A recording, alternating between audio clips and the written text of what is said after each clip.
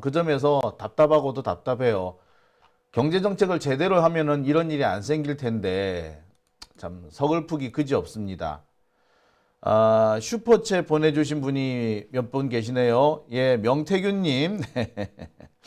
네, 나 좀 석방해줘요 라고 하셨어요. 네.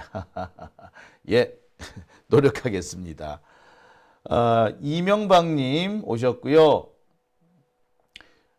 국짐의 숨은 이분 누구시죠? 예, 국짐의 숨은이라고 돼 있는데요. 예, 이분께서는 이재명 대표님 대통령이 되면은 장용진 TV 등 우리 편 유튜브 300년 회원 가입하신다고 그래요.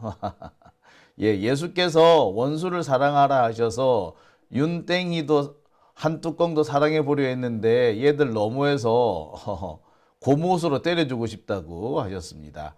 자, 후원해 주신 분들께 다시 한번 감사드립니다. 자, 뭐 주제를 2개밖에 안 했는데 벌써 시간이 많이 됐네요. 지체하지 말고 다음 순서로 계속 이어가도록 하겠습니다. 최연실님께서도 슈퍼챗 보내주셨고요. 하늘님, 네, 와 있다고 말씀해 주셨네요. 예, 진아님께서도 오셨습니다. 대한민국 호가 검찬호가 되었습니다. 라고 하셨어요. 검찰호가 됐다고 하셨네요. 주재윤님께서는 명태균 씨 석방되려면 폰 3개 빨리 까야 될 걸 이라고 하셨네요. 예. 자, 그러면 3번째 주제로 후딱 넘어가 보도록 하겠습니다. 자, 지금부터 3번째 주제 갑니다.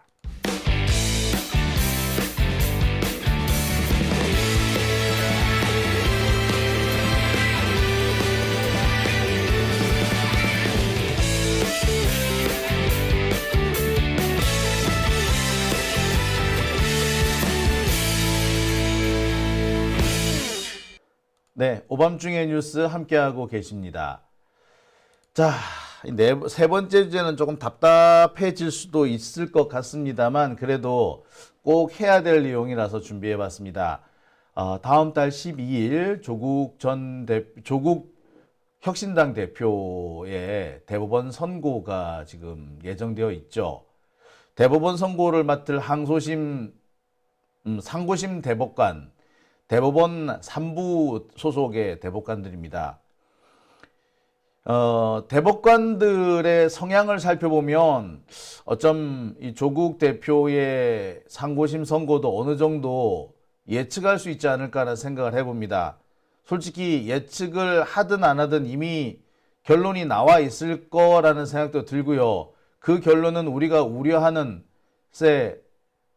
기대했던 판결이 나지 않을 거라는 것까지 또 우리는 어느 정도 뭐 예상을 하고 있습니다만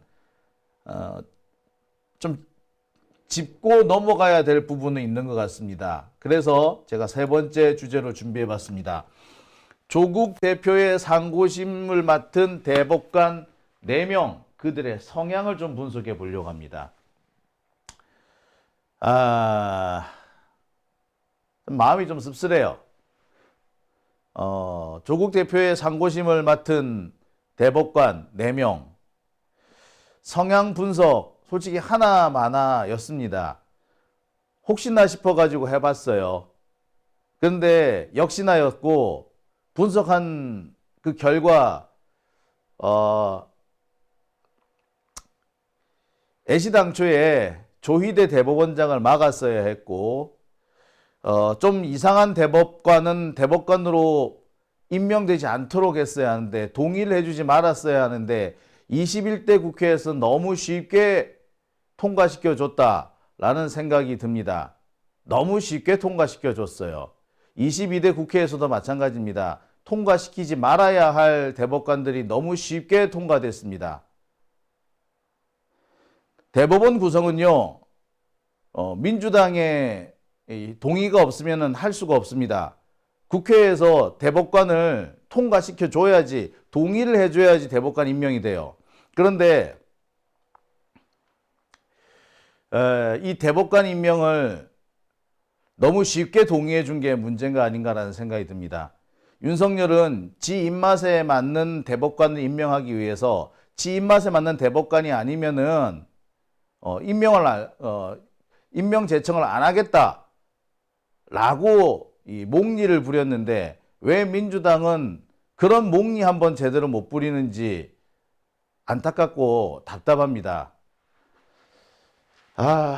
참 제가 매번 말씀드립니다만 대법원 얘기를 할 때마다 답답한 것은 왜 저 따위를 대법관으로 인정해 줬느냐, 왜 동의해 줬느냐, 그런 생각이 자꾸 들어요. 절대 해소는 안 되는 사람들이 계속 대법관으로 들어옵니다. 바로 저런 사람들 때문에 조국 대표가 죽는 거고요. 저런 사람 때문에 나중에 이재명 대표도 큰 곤욕을 치를 수 있습니다. 절대로 동의해줘서는 안 되는 최악의 적폐들이 대법관이라고 차지하고 있습니다. 어떻게 저런 사람들을 그렇게 쉽게 통과시켜줬는지, 왜 민주당은 매번 이렇게 얻어 터지고 난 다음에도 제 정신을 못 차리는지 답답합니다. 지금 이재명 대표 지키겠다고 나와가지고 설치는 사람들 몇 사람 있죠. 그 사람들 중에 몇 사람은 제가 지금부터 말씀드릴 대법관 이들이 통과될 수 있도록 물심양면으로 음으로 양으로 많이 지원했던 사람들입니다.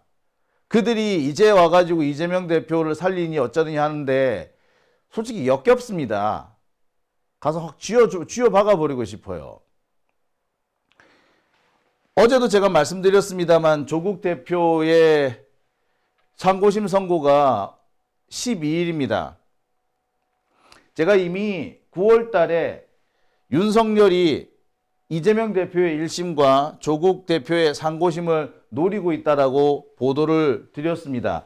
윤석열이 코너에 몰려있기 때문에 코너에 몰린 윤석열이 쓸 수 있는 승부수가 이거밖에 없다라고도 말씀을 드렸어요. 정말 놀랍게도 당시에 이재명 대표 선거법 소송이라든지 위증교사 사건 결심이 벌어지는 그 시기하고 조국 대표의 상고심 속도가 빨라진 거하고 딱 겹칩니다. 딱 9월 중순 무렵이었어요. 9월 중순 무렵에 이재명 대표 선거법 사건이라든지 위증교사 사건에 대한 결심이 치러지지 않았습니까? 근데 딱 그때 맞춰가지고 대법원도 조국 대표에 대한 상고심 속도를 확 빨리하기 시작해요. 애시당초 날짜를 딱 맞춰가지고 사건 선고를 내겠다. 그래서 이재명 죽이고 조국 죽여서 한꺼번에 확 죽여가지고 흔들리는 윤석열 정권 지켜주겠다. 이런 작전을 세웠던 거예요. 9월부터 우리는 막았어야 했고 사실 9월 전에 문제가 되는 대법관들은 절대 용인해서는 안 됐습니다. 근데 그 대법관들을 뽑아놓고 나니까 이제 와서 솔직히 어떻게 할 수 있는 방법 자체가 없어요. 정말 화가 나요. 화가 나. 한번 보시겠습니다. 14일 날, 그러니까 11월 14일입니다. 그러니까 이달 14일 날 김혜경 여사 1심 판결이 있었죠. 그리고 그 다음 날 이재명 대표 선거법 1심이 있었습니다. 그리고 다음 월요일 날 이재명 대표 위증교사 1심이 있을 예정이에요. 그리고 다음 달 12일에 조국 대표 상고심이 있습니다. 자, 여러분 한번 보세요. 여기에서 여기, 여기에서 여기 간격이 너무 일정하지 않습니까? 여기서 일로 가는데 열흘, 여기서 일로 가는데 약 7일 정도가 17일 정도가 걸리죠. 간격이 너무 일정하지 않나요, 이거?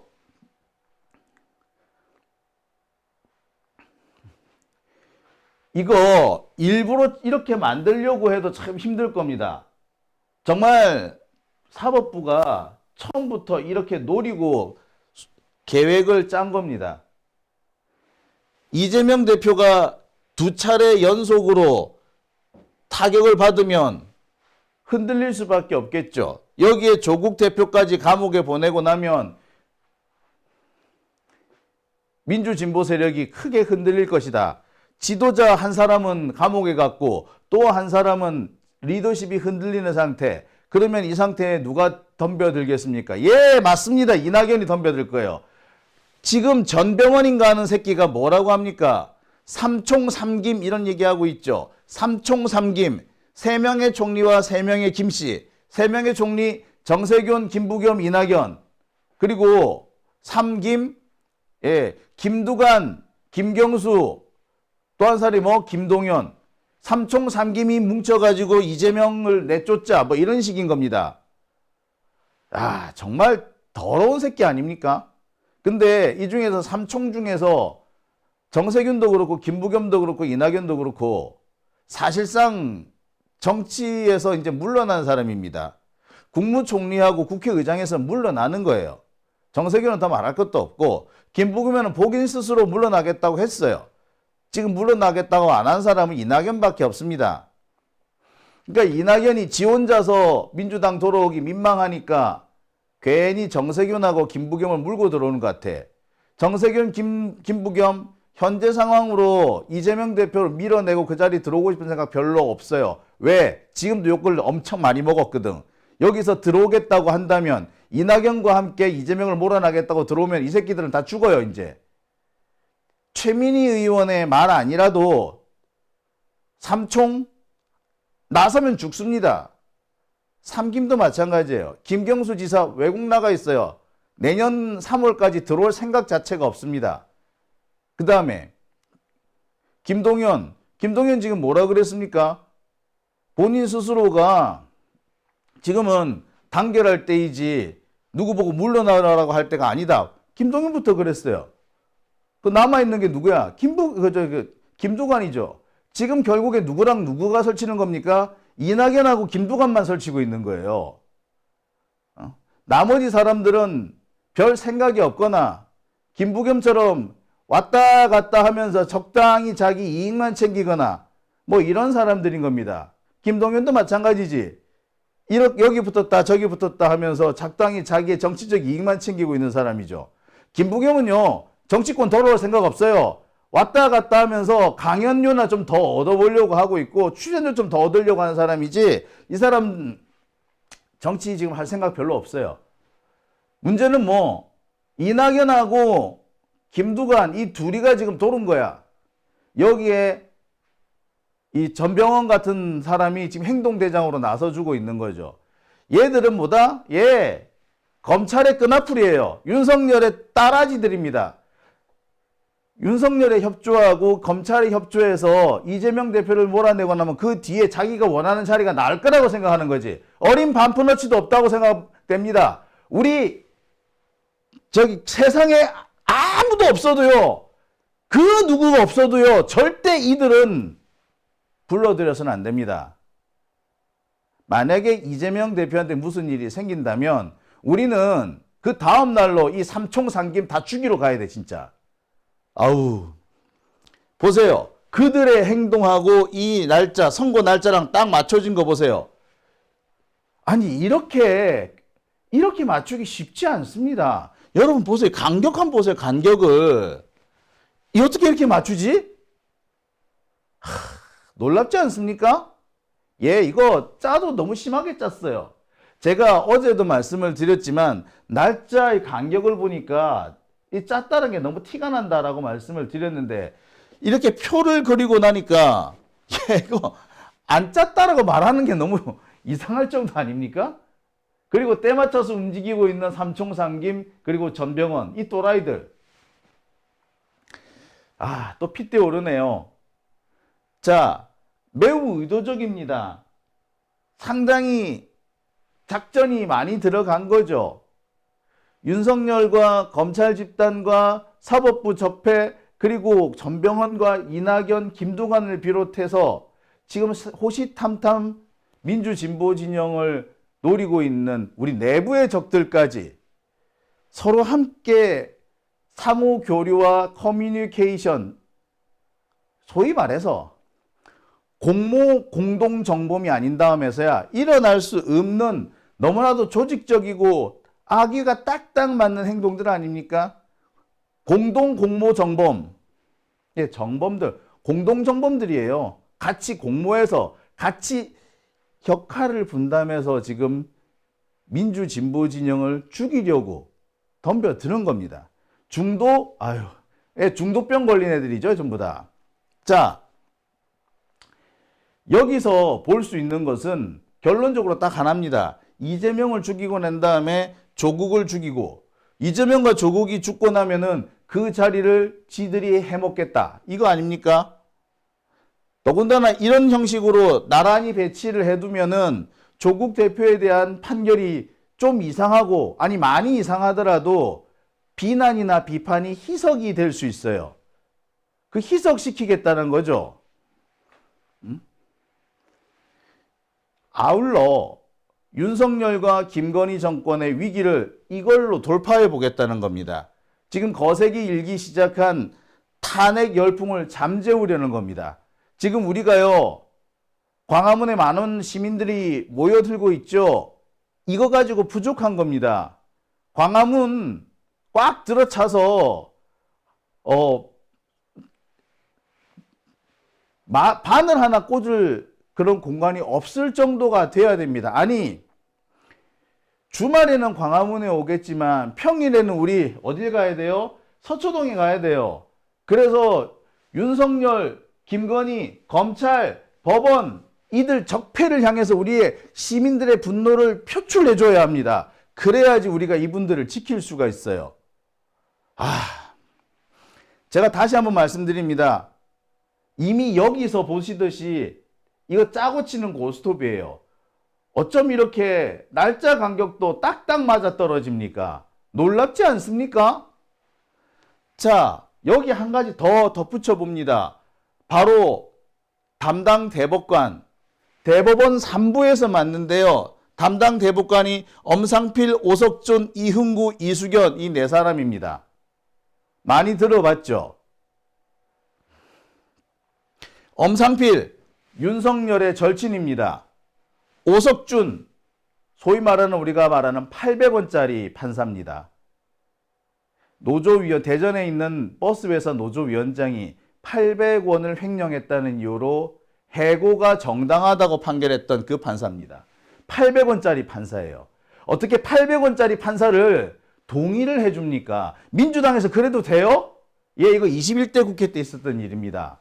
자, 이수견 판사, 이수견 대법관 같은 경우 제가 얼마 전까지 절대 이 사람은 받아들여서는 안 되는 사람이다. 이 사람이 진보라고 웃기지 마라 라고 했습니다. 이 사람은 젠더 쪽에도 관심이 있는 사람이에요. 그래서 진보를 사칭하고 있을 뿐이라고 제가 여러 차례 말씀드렸습니다. 솔직히 젠더 떠드는 사람 중에 진짜 진보 봤습니까? 솔직히 젠더 떠드는 사람들은 그냥 이익 집단일 뿐이지 진보 아니에요. 그냥 이익 집단이에요. 이 사람도 마찬가지입니다. 젠더 떠들어가지고 여성 법관한테 주어지는 한 자리, 한두 자리를 차지하겠다는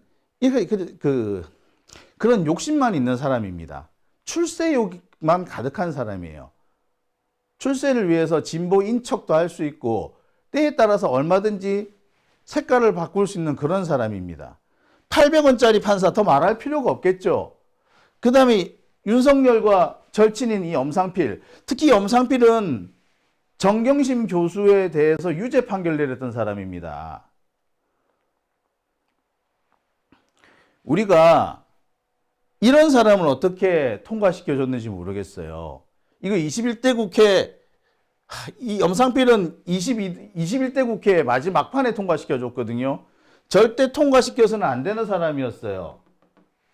근데 이 엄상필 통과시켜준 사람, 그 위원장이 민홍철이더구만요. 민홍철.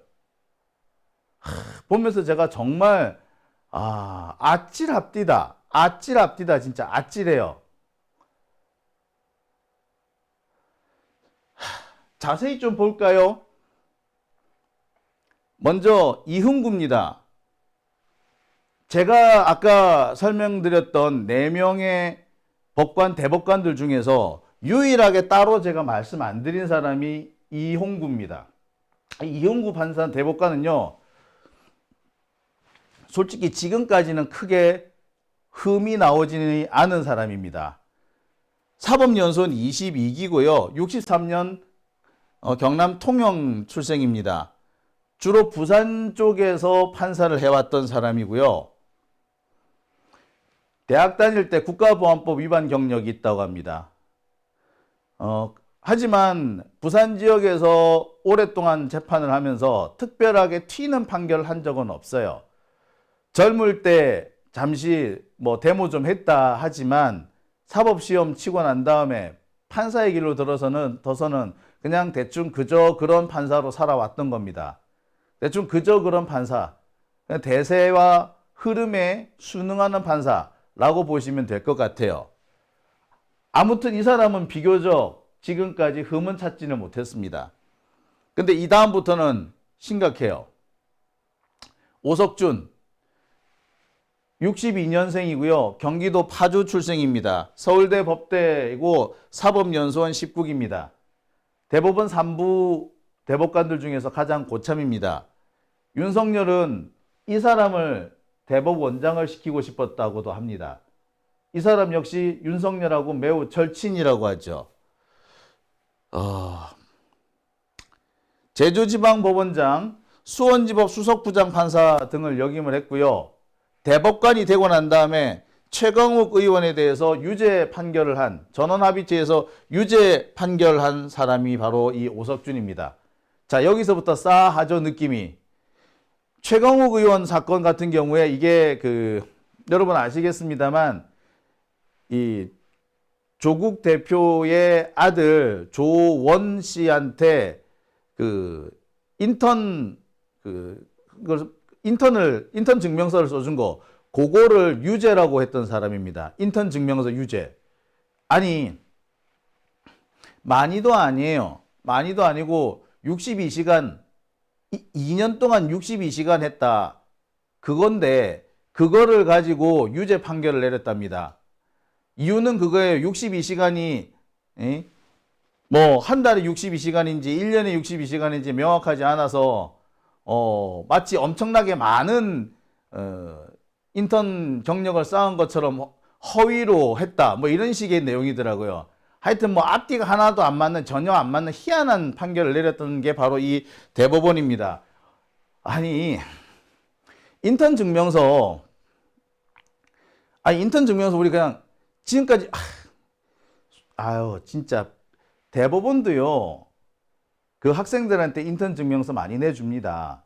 그 인턴 증명서 어떻게 내줍니까? 2시간, 3시간 강의 좀 듣게 해주고 8시간짜리 인턴 증명서 이런 거 내주잖아요. 교회, 지들도 그러면은 법원부터 다 불법이야. 그런데 그랬다고 최강욱 의원한테 유죄 판결 내렸던 새끼가 바로 이 새끼입니다. 그리고 이 사람은 뭐라고요? 그 유명한 800원짜리 대법관이에요. 800원짜리 대법관. 버스 기사가 800원 횡령했다는 이유로 해고가 정당하다고 판결했던 사람입니다. 개새끼지. 이런 새끼가 어떻게 대법관이 됩니까? 아니, 이런 사람은 대법관 되면 안 돼요. 절대로 돼서는 안 됩니다. 그런데 어째 또 이 사람은 돼버렸어. 아니, 기가 차서 말이 안 나와. 바로 이런 사람 때문에 조국이 죽고 이재명이 죽게 되는 겁니다. 이런 사람이 되면 안 돼요. 근데 이 당시 오석준 통과시킬 때 수박들이 뭐라 그런 줄 압니까? 오석준을 거부하면은, 얘 낙마시키면은 얘보다 더 이상한 놈들 들어오면 어떡하느냐. 그래서 얘를 받아줬어. 그런데 말입니다, 얘보다 이상한 놈 들어오면은 걔도 쳐내야지. 왜 거기서 주춤거리냐고, 이 등신들아. 바로 이 사람입니다. 이 사람이 제일 문제예요, 솔직히. 오석준 대법관. 자, 그 다음이 엄상필 대법관입니다. 경남 진주 출신이고요. 68년생입니다. 조국 대표하고 같이 학교를 다녔어요. 사법연수원 23기입니다. 그리고 이 사람이 바로 정경심 교수 항소심 재판장입니다. 정경심 교수, 그 동양대 PC 증거능력 인정한 사람이죠. 동양대 PC 증거능력, 지금도 그 논란거리예요. 지금도 많은 논문 대상이 바로 이겁니다. 모든 사람들이 이거 가지고 좀 이상하다고 다 얘기를 해요. 제일 이상한 부분이 뭔 줄 아십니까? 이게 그 동양대 PC가 정경심 교수 연구실이 아니라 강사 연구실, 강사 휴게실에 있는 PC였잖아요. 그래서 누가 주인인지 모르기 때문에 동양대나 또는 조교가 압수 혹은 이미 이 회수를 할 수 있게 동의를 해줄 수 있다. 임의로 동의를 해줄 수 있다라고 판단했어. 누구 건지 모르기 때문에. 그러면서 이거는 정경심 게 아니다. 이 PC는 정경심 게 아니다라고 했어. 누구 건지도 모르고 정경심 게 아니다 그랬어. 그러면 거기서 누구 건지 모르는 PC니까 거기에서 어떤 파일이 나왔으면 그건 정경심 파일이 아니잖아. 정경심이 만들었다고 할 수 있어? 공공의 누구든지 드나들 수 있는 공공이 사용하는 그 사무실에 공용 PC로 있는 거라서 누구 건지 정확하게 알 수가 없었다면은 그래서 정경심이 아니라 동양대 조교나 동양대 교직원이 그냥 가져가도 좋습니다. 검찰한테 넘겨줄 수 있는 그런 손쉬운 거라면 그 정도로 손쉬운 거라면 거기서 발견되는 파일이 정경심이 만든 파일이라고 할 수 있어요? 없어. 그런데 정경심 컴퓨터가 아니라고 그래 놓고 정경심 컴퓨터가 아니라서 가져갔다 그래 놓고서는 막상 거기에서 나오는 거는 정경심 거라고 파일은 정경심 거라고 유죄 판결 내린 거야. 이게 앞뒤가 맞습니까? 앞뒤부터가 안 맞잖아. 이런 판사를 대법관으로 동의한다는 게 말이 돼요? 그죠? 아니 법리는 둘째치고 상식적으로 좀 맞아야 되지 않습니까? 안 그렇습니까?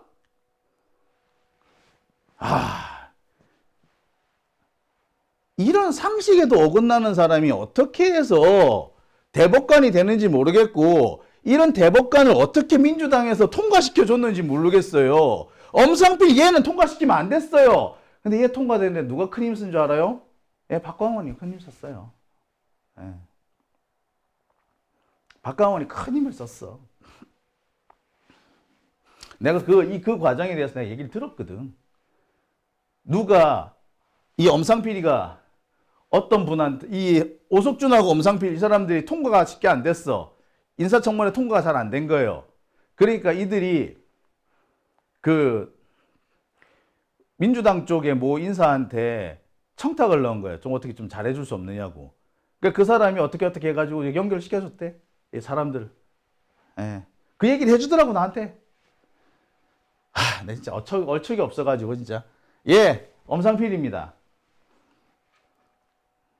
자, 그리고 마지막 남은 사람이 이수견입니다. 역시 68년생이고요. 포항공대를 나왔어요.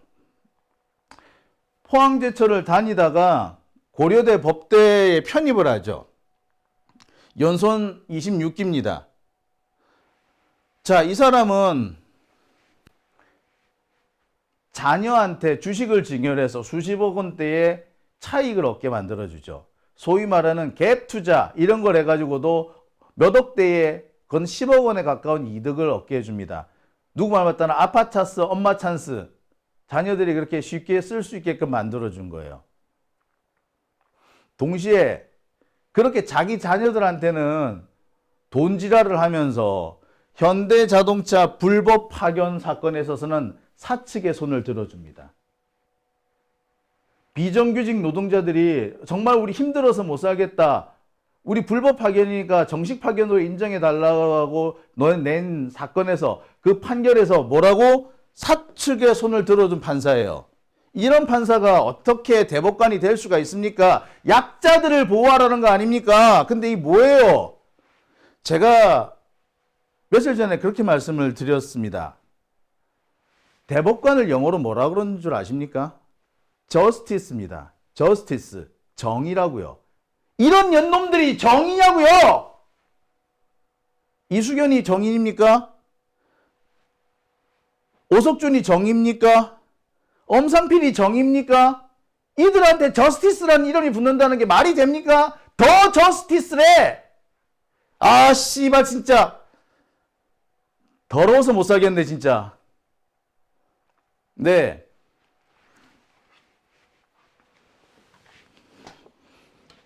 이런 자들한테 우리가 뭘 바라겠습니까? 이 자들이 과연 조국 대표한테 유리한 판결을 할 수 있을까요? 애시당초죠. 예.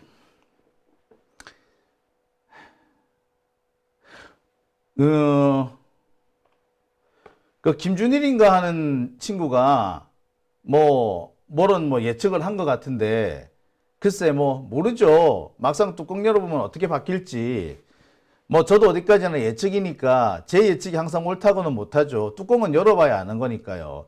하지만 적어도 지금 상태에서 이 조국 대표한테 유리한 판결이 날 거라고는 그 누구도 생각 못 합니다. 판사들 꼬라지를 보세요. 저 판사들 꼬라지를 보라고. 저들 중에 누가 조국한테 제대로 된 판결을 내려주겠습니까? 이미 최강욱한테 불리한 판결, 최강욱을 감옥에 보내고, 최강욱의 국회의원직을 뺏어버리고 정경심을 감옥에 보낸 그런 대법관이 조국은 내비둘 것 같아? 어린 반푼어치도 없습니다.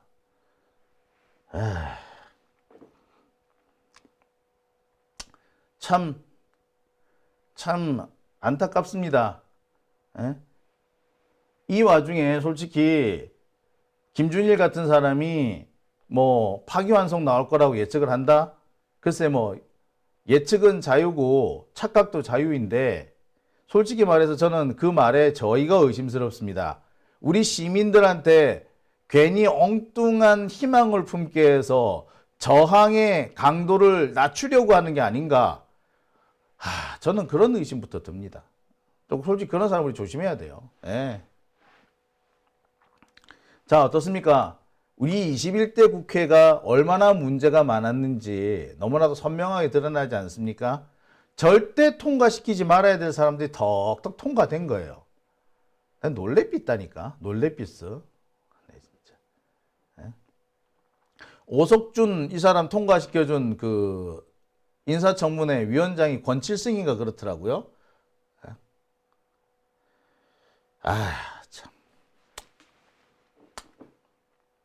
참 씁쓸합니다. 예, 제가 그때 이 대법관들 인사청문회 통과시킨 국회의원들 제가 명단을 싹 공개할게요. 이번에 조국 대표 사건이 판결이 나고 난 다음에 제가 현재 예측하고 있는 그런 문제가 그런 것대로 판결이 나면은 이 4명의 대법관들을 통과시킨 인사청문회에서 통과시킨 국회의원들도 우리가 하나하나 찾아내 가지고 책임을 물어야 되지 않겠습니까? 그죠? 국회의원도 책임을 물어야 되잖아. 인사청문회. 예. 그 인사청문회 국회의원들 하나하나 제가 여러분들한테 보여드리겠까 합니다. 자, 저는 사실 좀 많이 걱정돼요. 어떤 분은 그런 얘기를 할 겁니다. 조국과 이재명 두 사람을 다 감옥에 보내면은 폭동나지 않겠느냐. 쟤네들이 쟤네들도 폭동이 날 거는 겁이 나니까 설마 그렇게 하겠느냐. 아니요. 지금 윤석열 정권은 그걸 노리고 있는지도 모릅니다. 시민들이 열받아가지고 시위를 좀 거칠게 한다. 그럼 그걸 핑계 삼아서 계엄령 선포할걸요? 어쩌면은 계엄령 선포를 위한 수순을 착착 밟고 있는지도 몰라요. 이재명 죽이고 조국 죽이고 그래서 시민들이 분노해서 들고 일어나면은 계엄령 선포하고 그래서 시민들을 짓밟은 다음에 검찰 독재 정권의 천년 왕국을 이어나가겠다. 그 생각하고 있는지도 몰라요. 그러고도 남을 놈들이지. 지금까지 우리 계속해서 의심 많이 하지 않았습니까? 윤석열 정권이 아무리 봐도 수상한데 얘들 계엄령 준비하고 있는 것 같다. 예, 이렇게 될 수도 있습니다. 우리 정신 바짝 차려야 돼요. 이제는 죽기 아니면 까무러치기가 될 수도 있습니다. 오밤중의 뉴스 함께하고 계십니다.